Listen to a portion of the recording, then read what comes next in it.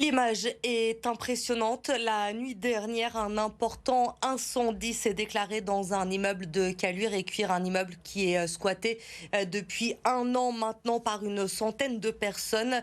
Deux personnes sont en urgence absolue, 2 autres sont blessées et dans l'après-midi, un corps a été retrouvé dans les décombres. Jade Terlinck. La façade est encore noircie par les flammes. L'odeur de fumée persiste. Les traces de l'incendie sont bien visibles.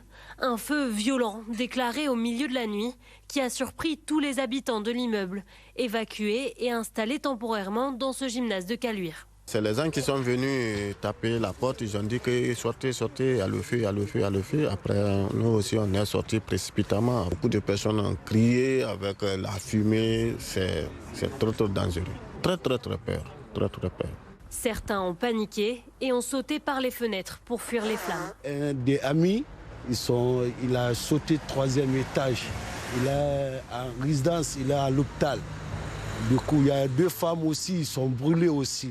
Ce bâtiment a été squatté depuis plus d'1 an et les locaux considérés comme vétustes, dangereux aux yeux des occupants. Il y a des fils partout, c'est mal installé, il n'y a pas de chauffage, il n'y a pas l'eau chaude, il n'y a rien, c'est du bâtiment pourri quand même.